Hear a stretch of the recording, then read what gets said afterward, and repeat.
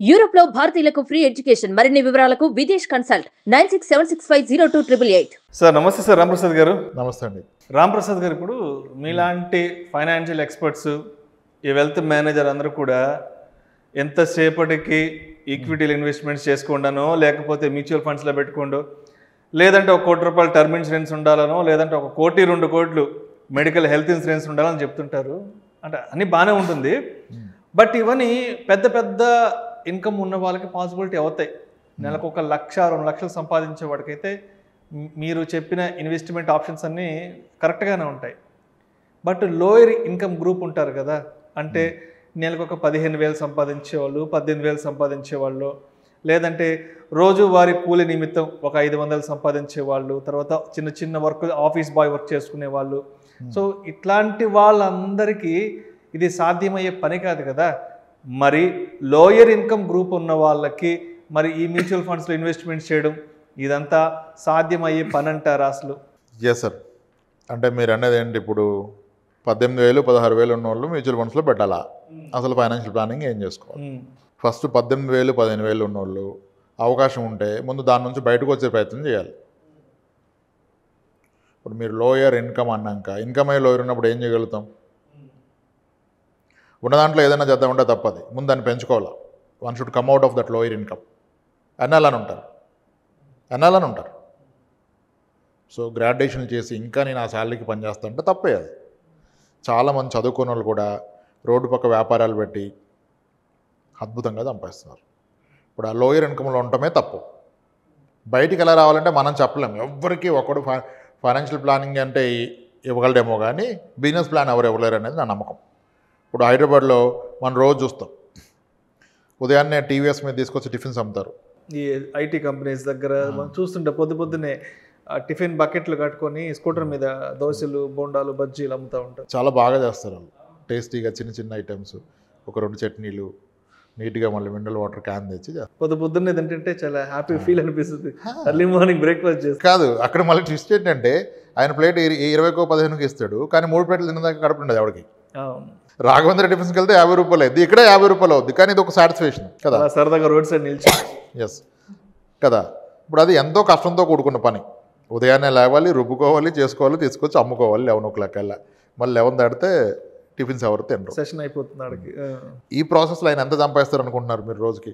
ఒక అంచనా రోజుకి ఒక 3-4 వేలు. సరే 1,700 వేసుకుంటే తక్కువగా అన్ని ఖర్చులు పోగా. కౌంటర్ బిల్ అవుతుంది 4-5 వేలు, బట్ ఒక 1,700 నుంచి 1,800, బాగున్న రోజు 2,000 సంపాదిస్తాడు. రోజుకు 2,000, 25 రోజులు చేస్తే ఆయన ఇన్కమ్ ఎంత? దగ్గర 50,000 వస్తుంది. 50,000 వస్తుంది. మరి ఇప్పుడు లోయర్ ఇన్కంలో ఉండడం తప్పు కదా. ఒళ్ళోంచి ఆ ఇన్కమ్ పెంచుకోవాలి. నేను లోయర్ ఇన్కంలోనే ఉంటాయంటే ఆ ఉండడమే తప్పు. అప్పుడు ఇంక ప్లానింగ్ చేయొద్దు మనం. ఇంకా చాలా ఉన్నాయి. ఇవన్నీ మీరు అబ్జర్వ్ చేసి అందరూ దానికి రైట్ అవుతారని నేను చెప్పట్లా. ముందు you should come out of it. చాలా వ్యాపారాలు ఉన్నాయి. ఏ రోజుకి ఆ రోజు సాయంత్రానికి 1,000-2,000 తీసుకునే వ్యాపారాలు ఉన్నాయి. ఇప్పుడు మనం ఈ టిఫిన్స్ ఏదో మాట్లాడాం. ఇంకా చాలామంది ఉదయాన్నే బోయినపల్లి వెజిటబుల్ మార్కెట్కి వెళ్ళిపోతారు. ఆ రోజు బీరకాయ బాక్సు అంటే కిలో ఒక ₹16, ₹15 ఉంటే ఆయన ఒక 1000 కేజీలు కొనుక్కొని ఒక ఆటోలో పెట్టుకొచ్చి ఒక దగ్గర పెట్టేస్తాడు. 100కి 3 కేజీలు అంటాడు. ఆయన తెచ్చింది ₹12, నువ్వు కొంటుంది కిలో 30, ఒక 1000 కేజీలు అమ్మేస్తాడు సాయంత్రానికి. They also make decent money. ఆయనకి చాలా ఉంటాయి ఖర్చులు. ఆటో రెంట్ ఉంటుంది, ఒక అసిస్టెంట్ ఉంటాడు, అంతా ఉంటాయి. బట్ ఆయన పడ్డ 10 గంటల కష్టానికి ఒక 2,000 3,000 తీస్తాడు. అంటే ఒళ్ళొంచితే డబ్బు ఉంది. నేను MBA చదివాను కాబట్టి టక్ వేసుకుంటా, షూస్ వేసుకుంటా ఆఫీస్కి వెళ్తానంటే మనం హెల్ప్ చేయలేము. ఫస్ట్ ఆఫ్ ఆల్ నాకెందుకు భయం అంటే, లోయర్ ఇన్కమ్ ఉన్నప్పుడు ఉండటం తప్పని నేను చెప్తా ఓపెన్గా. అది పెంచుకోవాలి ఫస్ట్, అప్పుడు ఇన్వెస్ట్మెంట్. దాంట్లోనే ఇన్వెస్ట్ చేయాలి అంటే ఏదో రూల్ ఫాలో అవుతా 30% పెడతా అంటే he's compromising on his life style. పిల్లలకి నీ వైఫ్కి క్వాలిటీ లైఫ్ ఇవ్వలేవు, నీ పిల్లలకి క్వాలిటీ ఇవ్వలేవు, ఫుడ్ ఇవ్వలేవు, క్లాత్ ఇవ్వలేవు, ఇంకేది ఇవ్వలేనప్పుడు దాసి కూడా ఉపయోగం లేదు. చాలా మంచి పాయింట్ చెప్పి. ఎందుకంటే ఆ వచ్చే 15-16 వేలల్లో మళ్ళీ సేవింగ్స్, ఇన్వెస్ట్మెంట్స్ అంటే అవదు. ఒకవేళ చేసిన దాన్ని ఎక్కువ రోజులు కాపాడలేడు. రేపు ఒక అవసరం వస్తే బ్రేక్ చేస్తాడు. క్వాలిటీ లైఫ్ మిస్ అయిపోతాం మీరు.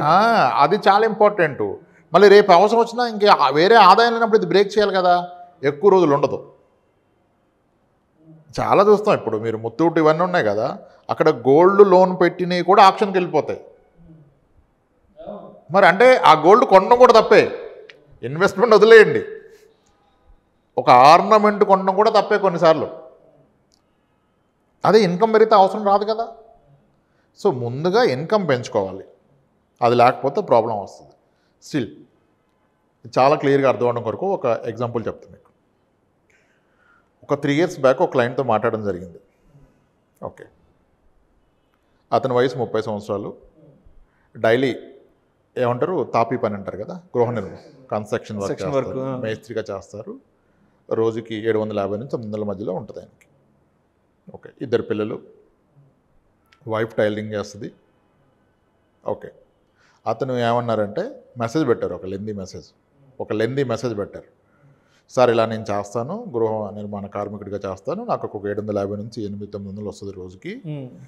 సో దీంట్లో నేను మా పిల్లల భవిష్యత్తు గురించి, ప్లస్ నేను ఇల్లు కట్టుకోవడానికి 10 ఏళ్లలో 30 లక్షలు కావాలి నాకు ఇల్లు కట్టుకోవడానికి, మరియు నా పిల్లల ఎడ్యుకేషన్కి డబ్బులు కావాలి సార్, నేను నెలకి 10,000 SIP చేయగలను, నాకు స్కీమ్ చెప్పండి అంటాడు ఆయన. 10,000 చేయగలను అన్నాడు. అతని కమిట్మెంట్. నేను అడిగాను 10,000 ఎలా చేయగలుగుతావు అంటే, సార్ మా వైఫ్ కూడా టైలరింగ్ మీద ఇన్కమ్ వస్తుంది సార్, కంబైన్డ్గా మా ఇన్కమ్ నుంచి నేను 10,000 చేయగలుగుతాను. నాకు ఒక కూతురు కొడుకు, నాకు 30 ఏళ్ళ వయసు. కానీ ఒక ఛాలెంజ్ ఏంటంటే, నేను ఈ పని చేస్తున్నప్పుడు, ఈ భవన నిర్మాణంలో చేస్తున్నప్పుడు, ఇప్పుడు 30 ఏళ్ళు కదా సార్, ఇంకో 10 ఏళ్ళకి మించి పని చేయలేను, 40 ఏళ్ళకి ఫిజికల్ స్ట్రెంత్ అయిపోద్ది. ప్లస్ ఆయనకి ఎటువంటి బ్యాడ్ హ్యాబిట్స్ లేవు, is not drinker, not smoker, పర్ఫెక్ట్గా. ఓకే, అందుకని ఆ కాన్ఫిడెన్స్ ఉంది, 10,000 మాట్లాడగలిగారు. సో అర్థం చేసుకున్నాను. ఫస్ట్ అడిగా, అసలు నీ ఖర్చులు చెప్పు నాకన్నా. సార్ నేను రెంట్ 2,600 కడుతున్నాను అన్నాడు. 2,600 is very low quality stay. ఎక్కడ ఉంటావు అన్నాను. కొంచెం స్లమ్ లాగా ఉంటుంది సార్, అక్కడ ఉంటాను. మరి రెంట్కే పోతే ఎలా సార్, 5,000 6,000, అందుకని అక్కడ ఉంటా అన్నాడు. ఈయన కూడా డిస్ట్రిక్ట్ హెడ్ క్వార్టర్, ఇక్కడ కూడా కాదు. ఓకే అన్న, ఫస్ట్ మీరు అక్కడ నుంచి బయటకు రావాలి బ్రదర్ అన్నాడు. వస్తే రెంట్ తట్టుకోలేను కదా సార్ అన్నాడు. అవును, నువ్వు కన్స్ట్రక్షన్కి 30 లక్షలు అన్నావు, ఇల్లు కొనుక్కున్నా, కన్స్ట్రక్షన్ కంటే నీకు ల్యాండ్ ఉందంటే, నాకు ఉంది సార్ 98 గజాల స్థలం ఉంది సార్, మంచి లొకేషన్లోనే ఉంది సార్ అది, కానీ ఇప్పుడు కట్టే స్తోమత లేదు కదా అన్నాడు. నేను ఇమీడియట్గా ఫస్ట్ ఇల్లు కట్టాను. ఇల్లు కట్టాలంటే 20 లక్షలు అవుతుంది సార్, ఎలా అవుతుంది అనుకుంటున్నారు మీరు, 20 లక్షలు నాతో ఎక్కడ అవుతుంది సార్ నాకు అంతే కదా అన్నాడు. అన్న, ఇల్లు అంటే నిన్ను ఎవరు గొప్ప బిల్డింగ్ బంగ్లా అని అంటలేదు, ఒక 4 inch వాల్స్తో ఒక డబుల్ బెడ్రూమ్ కట్టుకొని, పైన రేకులు వేసుకొని, లోన థెర్మోకాల్ ఫాల్ సీలింగ్ చేసుకొని, చుట్టూరు ఆ వాల్ హైట్లో కట్టుకుంటే నీకు రేకులు కూడా బయటకు కనపడవు, that looks like A building. Okay, ఒక ప్రాపర్ బాత్రూమ్ కట్టుకొని, ఒక బోర్వెల్ వేసుకుంటే, ఒక బోర్ వాటర్ వేసుకుంటే, దట్ ఈస్ హౌస్ కదా. అవును సార్, ఎంత అవుద్ది అన్న. ఇలా నీ స్థలంలో 100 గజాల స్థలం అంటే, దాంట్లో గట్టిగా అంటే 700 SFT వస్తుంది, గజానికి 9 SFT, సెట్ బ్యాక్లు వెళ్తాం కదా, 650 SFTలో కట్టుకుంటే నువ్వు, నీకు ఎంత అవుద్ది construction cost? 4 inch wall, no pillars, no steel, only ఇటుకలతో పిల్లర్స్, ఒక స్ట్రెంత్ బిల్డ్ చేసి కడితే ఎంత అవుద్ది అన్న. 5 లక్షల వరకు అవుద్ది సార్ అన్నాడు. 4,20,000 నుంచి 5 అవుద్ది అన్నాడు. కరెక్ట్ అంటే, మొన్నే కట్టాను సార్ ఒక మేడంకి అన్నాడు. సో 4.5 లక్షలు ఆమెకైంది. నువ్వు ఒక మేస్త్రి కదా, నీకెందుకు అవుద్దంతా? చేతిలోని పని. సార్ మా బ్రదర్ కూడా ఉన్నాడు సార్, డిగ్రీ చేస్తున్నాడు, వాడు కూడా హెల్ప్ వస్తాడు సార్, నాకైతే నేను 4 లక్షలు కట్టేస్తాను సార్ అన్నాడు. ముందు అది చేయన్నా. ఎందుకు సార్ ఇప్పుడు అన్నాడు. ఒక్క నిమిషం ఆగండి, మీరు 4 లక్షలు కావాలి, మరి దానికి మార్గం ఏంటి, అది కూడా చెప్పాలి కదా సార్ అన్నాడు. అసలు నాకు చెప్పమంటే ఆయన చెప్పాడు ఏంటంటే, అతని అకౌంట్లో బ్యాలెన్స్ 1,60,000 ఉంది. 60,000 అకౌంట్లో బ్యాలెన్స్ ఉంది. 1,00,000 రూపాయలు చిట్టి నడుస్తుంది, అది ఇంకా బాగలేదు, అది కూడా దగ్గరకు వచ్చింది. అక్కడే నీకు 2,60,000 వచ్చినాయి కదా. సో ఇంకో 1,00,000 చిట్టి, 1,00,000 తీసుకో, 360. ఇంచుమించుగా అన్నీ ఊడిస్తే నువ్వు చేయగలుగుతావు. కానీ నువ్వు become zero, will have a 1 lakh చిట్టర్, 2 lakh చిట్టు కొత్తగా స్టార్ట్ చేసి దాన్ని కట్టాలి. ముందు ఇల్లు కట్టేసి. ఎందుకు సార్ నన్ను ఇల్లు కట్టమని మీరు పట్టుబడుతున్నారు అన్నాడు. ఫస్ట్ నువ్వు ఉంటున్న లొకేషన్ నుంచి నువ్వు బయటికి రావాలి. ఓకే, ఇప్పుడు అక్కడ ఉంటే నీ పిల్లల ఫ్రెండ్స్ అవన్నీ ఇంపాక్ట్ ఉంటుంది ఒకళ్ళ మీద ఒకళ్ళు, నువ్వు ఎన్న ఏరియా మిమ్మల్ని నిర్ణయిస్తుంది. దాని నుంచి బయటకు వస్తే ఫస్ట్ ఇది బెటర్ లొకేషన్ అంటే, చాలా బెటర్ లొకేషన్ సార్, నేను దగ్గర ఇల్లు వచ్చేసే సార్ అన్నాడు. ఇక్కడికి వస్తే నువ్వు మీ వైఫ్ టైలరింగ్ చేస్తారని చెప్పారు కదా, ఆమె ఇన్కమ్ కూడా పెరుగుతుంది. ఆ లొకేషన్లో ఛార్జెస్ వేరు, ఈ లొకేషన్లో ఛార్జెస్ వేరు, ఆమె ఇన్కమ్ పెరుగుతుంది. ఓకే, నీకు ఇల్లు వచ్చింది, కష్టపడి ముందు ఆ ఇంటికి చేసిన అప్పు అవుతుంది ఒక 2 లక్షల చిట్టీలు, 20 నెలలు పాటు పడుతుంది, అది తీసేసుకో. సార్ మరి ఇంక నా ఇన్వెస్ట్మెంట్ ఎప్పుడు స్టార్ట్ అవుద్ది? 10 ఏళ్లలో నేను నాకు రిటైర్మెంట్ అనుకున్నా అంటే, దానికి సొల్యూషన్ చెప్తా ఆగండి అన్నాడు. చెప్పండి అన్నాడు. ఏమీ లేదు బ్రదర్, ఇది తీర్చాక కూడా నువ్వు SIP స్టార్ట్ చేయకు, మ్యూచువల్ ఫండ్ స్టార్ట్ చేయకు. ఏంటి అలా చెప్తారేంటి మీరు అన్నాడు. ఏం లేదు, నువ్వు ఒక కన్సర్న్ నాకు ఎక్స్ప్రెస్ చేసావు 10 ఏళ్ల తర్వాత పని చేయలేనని. నువ్వు అన్న 10,000 మంత్లీ ఎస్ఐపి చేసినా 10 ఏళ్ళలో నువ్వు పెట్టేది 12 లక్షలు, గొప్పగా పెరిగితే 24 లక్షలు అవుద్ది. 24 లక్షలు అన్నీ తీరిపోతాయా? నీ పిల్లల బాధ్యత ఇల్లు తీరదు కదా. సమస్య లేదు. ఇప్పుడు ఫస్ట్ ఇల్లు తీరిపోయింది కాబట్టి ఇల్లు ఫ్యూచర్లో కడదు. కానీ ప్రజెంట్కి అయితే నీకు టైమింగ్ వచ్చింది కదా, ఎమోషనల్ సాటిస్ఫాక్షన్, నీ సొంత ఇల్లు అన్న ప్రౌడ్ వచ్చింది కదా. ఎస్, ఎస్ఐపి పెట్టకుండా నువ్వు అన్న 10,000లో నువ్వు మీరు చేసే భవన నిర్మాణంలో ఉండే పనిముట్లు ఉంటాయి కొన్ని, కన్స్ట్రక్షన్ మెటీరియల్, అవి కొన్ని రెంట్కి ఇవ్వడం మొదలుపెట్టు. రెంట్ వస్తుంది వాటికి. మార్కెట్లో అందరి చేసిన ₹2 తక్కువకి ఇవ్వు. అవి ఉంటాయి కదా బౌల్స్, అవునులేండి సార్, తాపీలు అవి ఇవి, అవన్నీ రెంట్కి ఇట్టు. నీ టార్గెట్ ఏంటంటే నువ్వు పని చేస్తే రోజుకి 1000 వస్తుంది కదా, నీ పనిముట్లు పని చేస్తే ₹1000 రావాలి. అది నీ టార్గెట్. అది ఎప్పుడు అచీవ్ అవుతావు? సార్ టైం పడుతుంది. పట్టిన 3 ఏళ్ళు పట్టినాయి. కానీ 3 ఏళ్ళలో కనుక నువ్వు నెమ్మదిగా నీ డబ్బులతో కొని వాటెవర్ అవన్నీ కొని, నీకు ఎట్లాగో మంచి, ఇప్పుడు నీకు తాగుడు అలవాటు లేదన్నావు, ఏమి అలవాటు లేదన్నావు కదా, అందరితో మంచి రిలేషన్ పెట్టుకొని అందరికన్నా తక్కువ రేట్లో నువ్వు ఇవి ఇస్తూ ఉండు. సప్లయింగ్, నువ్వు పని చేసే దగ్గర తిప్పు, నువ్వు చేయని దగ్గర తిప్పు, నువ్వు రెస్ట్ తీసుకున్నా ఖాళీగా నీ పనిముట్లు పనిచేస్తాయి. ఎప్పుడైతే ఆ ₹1000 వచ్చిందో నీకు అర్థమైపోద్ది స్టోరీ. దాన్ని 2,000 చేయి, 3,000 చేయి, 10 ఏళ్ళ తర్వాత ఇంక నువ్వు పని చేస్తావు. ఇది పెంచుతూ పోతే మాత్రం. ఇది ఎందుకు చెప్పానంటే అది ఆయన ఏరియా ఆఫ్ ఎక్స్పర్టైజింగ్. ఇప్పుడు ఒక వ్యాపారం అందరికీ నడవదు. ఎవరికి దాని రిలవెంట్ స్కిల్స్ నాలెడ్జ్ ఉంటుందో వాళ్ళకే నడుస్తుంది. ఇప్పుడు మీరో నేనో మన దగ్గర ఉన్నాయి కదా 5 లక్షలు పర్సనల్ లోన్ కొట్టి కొని పెడదామంటే నడవదు. అది మనకు వర్కౌట్ కాదు. అది ఆయనకు ఆ కాంటాక్ట్స్ ఉన్నాయి, ఆయన చేసే పని అది చేసుకోండి బ్రదర్. ఒక 10 ఇయర్స్లో నీకు మంత్లీ ఒక 3,000 రోజుకు ఒక 2,000 ఇన్కమ్, 3,000 ఇన్కమ్కి వస్తే ఇంకా నువ్వు పని చేసిన అవసరం లేదు. నీకున్న పెద్ద కన్సర్న్ 10 ఏళ్ళ తర్వాత నేను పని చేయలేను. కానీ 10 ఏళ్ళలో నీ పిల్లలు హైయర్ ఎడ్యుకేషన్కి వస్తున్నారు, వాళ్ళ ఖర్చులు చూసుకోవాలి. మళ్ళీ ప్రాబ్లం నువ్వు ఇల్లు ఇంకా దీనికంటే దీన్ని తీసి డెమాలిష్ చేసి కట్టుకోవడం, ఇది అమ్మి ఇంకోటి కొనుక్కోవడం చేయాలి. ఇవన్నీ తీరాలంటే నువ్వు ఈరోజు ఇన్వెస్ట్ చేస్తే అవదు, ఇన్కమ్ పెంచుకుంటే అవుతుంది. సో లోయర్ ఇన్కమ్ ఉంటే ఇన్వెస్ట్మెంట్ ఏం చేయాలి తప్పు, ఇన్కమ్ ఎలా పెంచాలే కరెక్ట్. మనం అదొదిలేసి ఎలా చేయాలి నాకు చెప్పండి అంటే చెప్పడానికి ఏముండదు అక్కడ. అంటిల్ అన్లెస్ ఐ అండర్స్టాండ్ నీ క్యాలిబర్ ఏంటి, నీ డిసీజెస్ ఏంటి, నీ డిపెండెన్స్ ఏంటి, నీ అవసరాలు ఏంటి, దాన్ని బట్టి కదా నిర్ణయించాలి. ఒక మెడిసిన్ ఎలా రాస్తాం, మందు చెప్పేస్తామా ఈ మందు వేసుకొని, జబ్బు తెలవాలి కదా. సో అలా లోయర్ ఇన్కమ్ అనే దాని నుంచి బయట రావాలి ఫస్ట్. ఈ వచ్చే క్రమంలో ఫైనాన్షియల్ ప్లానింగ్ బేసిక్స్ అందరికీ వర్తిస్తాయి. నీకు ఆరోగ్య బీమా ఉందా, తీసుకునే స్తోమత లేదు, ఓకే.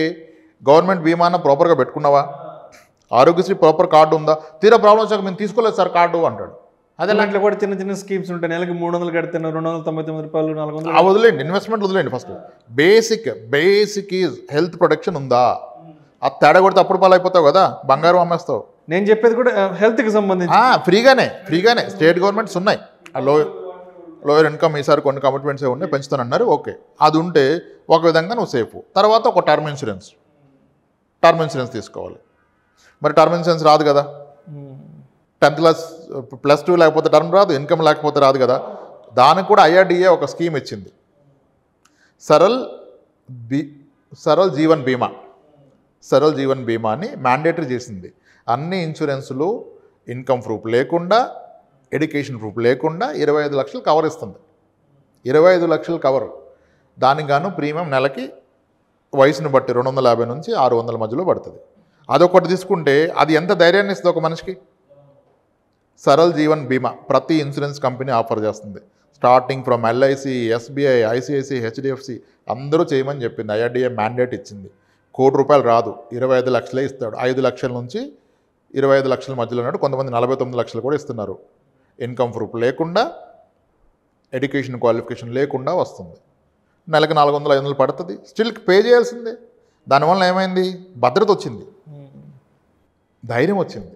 నాకేమన్నా అయితే ఫ్యామిలీకి 25 లక్షలు, ఆరోగ్యపరమైన సమస్య వస్తే హెల్త్ కార్డు ఉంది లేదా హెల్త్ ఇన్సూరెన్స్ ఉంది, ఎఫర్డబుల్ ఉంటే తీసుకోండి. లేని పక్షంలో గవర్నమెంట్ స్కీమ్ అన్నా ప్రాపర్గా పెట్టండి. అది లేకపోతే మాత్రం ఇది తీసుకున్నాక ఏం చేయొద్దు. అది ఉంటే కూడా ఆగిపోమని కాదు, నీకు ఎఫర్డబిలిటీ లేదని ఒప్పుకుంటున్నాం దానికి. అది ఇది చేశాక ఈ ప్లాన్ చేసుకోవాలి. ఇన్కమ్ పెంచుకునే ప్రయత్నాలు చేయాలి. మళ్ళీ ఈ బేసిక్స్ కవర్ చేయకుండా ఇన్కమ్ పెంచుకునే ప్లాన్లు చేసి ఈ మధ్యలో దెబ్బ కొడితే ఇన్కమ్ పెరగడం కాదు, తగ్గుతుంది. సో కాబట్టి అడిగినంత సులువు కాదు ఇది. లోయర్ ఇన్కమ్కి ప్లాన్ చెప్పండి అంటే ఏం చెప్తారు ప్లాను? తమ్ము రూళ్ళు 30% పెట్టి ఎలా పెడతాడు? 15,000 వచ్చేవాడు 30% 4,000 ఇక్కడే పడేస్తే 11,000 ఎలా బ్రతుకుతాడు ఒక వ్యక్తి భార్య పిల్లలు ఉంటే? సో కాబట్టి ఈ ప్లానింగ్ అనేది మనిషికి మారిపోతుంది. తమ్మురు డిపెండ్ అయి ఉంటుంది. ఆయన స్కిల్ ఏంటి, వాళ్ళకున్న ఫుడ్ హ్యాబిట్స్ ఏంటి, హెల్త్ ఇష్యూస్ ఏంటి, అన్ని వాళ్ళ లైఫ్ గోల్స్ ఏంటి, ఇవన్నీ ఉంటాయి. 30% పెట్టే 20% పెట్టే వీడియో చేసి సార్ కింద ఈ స్కీమ్ చెప్పండి సార్ అంటే అది ఈజీ కాదు. 3,000 ఎస్ఐపి 30 సంవత్సరాలకి ₹1,00,00,000 అయింది అవతక. అప్పటిదాకా ఎలా కాపాడుతాడు? 3,000 ఎస్ఐపిని 3 ఏళ్ళకి ప్రాబ్లం వస్తే తీసేస్తాడు, పండగకి సరిగ్గా టైట్ వస్తే తీసేస్తాడు. అందుకని లాక్ ఇన్ ప్రొడక్ట్స్ గుడ్ ఏమనిపిస్తుంది నాకు లోయర్ ఇన్కమ్కి. ఎస్ఐపి కరెక్ట్ కాదనిపిస్తుంది. ఇప్పుడు ఏ అవసరం వచ్చినా ఇది రెడీగా ఉంటుంది కదా. ఫస్ట్ ఆఫ్ ఆల్ మాటల్లో ఇది తగ్గింది 6 నెలల్లో పెరగలేదు అంటే తీసేస్తాడు, పెరిగితే బాగా పెరిగిందిరా తీసేయమంటే తీసేస్తాడు, లేదా అవసరం వచ్చిందిరా నాకు చాలా పెద్ద కష్టం అంటే ఫ్రెండ్ కోసం తీయొచ్చు, లేదా ఈయనకి అవసరం వస్తే తీయొచ్చు, లేదా పండగ వస్తే తీయొచ్చు, అక్క చెల్లెలు ఇంటికి వస్తే వాళ్ళకి పట్టం లేకపోతే కూడా మ్యూచువల్ ఫండ్ తీసేయచ్చు. మరి అప్పుడు అది వెల్త్ ఎలా బిల్డ్ చేస్తుంది? సో అందుకే నేనేమనుకుంటా అంటే ఒకటి ఫస్ట్ అది నా ఐడియాలజీ, అది maybe right or wrong. Income పెంచుకోవాలి, పెంచుకునే పరిస్థితి లేదు, అదే ఇన్కమ్లో ఉంటానంటే అప్పుడు మేబీ లాక్ ఇన్ ప్రొడక్ట్సే correct. Right. Public provident fund, Sukanya Samriddhi Yojana, Atal pension Yojana తీసుకోవచ్చు, తప్పలేదు. ఎందుకంటే అవి తీయలేడు, అవి లాక్ ఇన్ కదా. ఏ అవసరం వచ్చినా అలా ఉంటాడు, అవసరం తీరదలేండి, అది సెకండరీ. ఫస్ట్ అయితే ఆయన కూతురు పెళ్ళికి 5 లక్షలు కూడుకుంటాయి, కానీ అదే ₹1,00,000 ఎస్ఐపి పర్ మంత్ చేస్తే ఉండదు. అప్పటిదాకా మధ్యలో తీసేస్తాడు, బర్త్డేకి తీసేస్తాడు, ఫస్ట్ బర్త్డే కొట్టేస్తాడు. 24,000 కొట్టాడు, 26 అయిందంటే కొట్టేస్తాడు ఫస్ట్ బర్త్డేకి, లేవు కదా అని. ఇది అందుబాటులో ఉంటుంది, అందుకే వెల్త్ బిల్డ్ అవ్వదు, అందరికీ బిల్డ్ అవ్వదు. ఇలా ప్లాన్ చేసుకోవాలి సార్. లోయర్ ఇన్కమ్ అంటూ సపరేట్ ప్లాన్ ఉండదు, అదే కేస్ టు కేస్ అలా ప్లాన్ చేసుకోవచ్చు. Thank you so much Ramaprasad garu. Right sir. Lower income group ఉన్న వాళ్ళు ఫైనాన్షియల్ ప్లానింగ్ అనేది ఎలా ఉండాలి ఏంటి అనే అంశం గురించి చాలా చక్కగా మీ విశ్లేషణ తెలియజేశారు. Thank you so much sir. Right sir, thanks అండి.